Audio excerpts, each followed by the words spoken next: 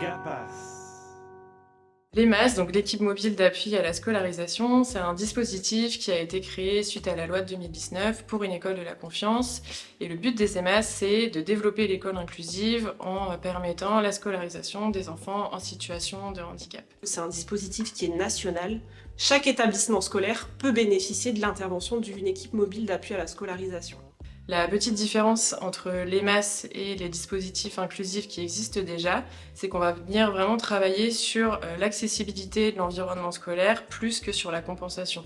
Donc l'EMAS, elle va vraiment venir travailler là-dessus en apportant appui, conseils et sensibilisation aux équipes de l'éducation nationale. L'EMAS, c'est une équipe qui est disponible, qui est réactive, qui est à votre écoute et qui va s'adapter aux besoins des équipes enseignantes. Un enfant qui perturbe une classe, qui met en difficulté l'enseignante, on a beau solliciter le RAZ, eh bien le RAZ ne suffit pas puisqu'il n'a pas les réponses appropriées. L'EMAS, c'est une équipe vraiment de professionnels qui va vous apporter des astuces, des techniques, que ce soit au niveau du matériel scolaire, au niveau de ressources pédagogiques, pour vous aider à accueillir cet enfant du mieux possible et ainsi apaiser les tensions qui sont créées dans les classes. Les thématiques qui reviennent le plus et les choses qu'on aborde le plus avec les équipes, ça va être tout ce qui tourne autour du trouble du spectre de l'autisme et les autres troubles du neurodéveloppement comme le TDAH, les troubles 10, le trouble du développement intellectuel. Et on va aussi avoir beaucoup d'interventions liées à la gestion de classe et comment est-ce qu'on gère les troubles du comportement dans une classe. Donc toute l'approche comportementale, etc. Au niveau de l'équipe, ça nous a permis de discuter sur des situations compliquées qu'on pouvait vivre chacun dans notre classe, avec des outils concrets.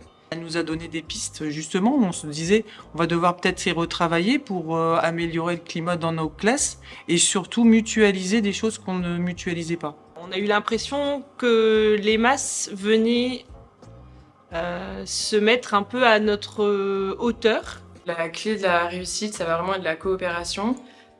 On a des territoires très différents, des acteurs très différents et ce qui est vraiment important, c'est de pouvoir se mettre en lien, travailler ensemble pour monter des projets, se mélanger entre professionnels de l'éducation nationale et du médico-social, avoir des temps de préparation communs, faire vraiment les choses ensemble et coopérer. On est vraiment sur un pied d'égalité et l'idée c'est de vraiment faire culture commune et du coup de travailler vraiment main dans la main pour pouvoir arriver au bien-être des enfants.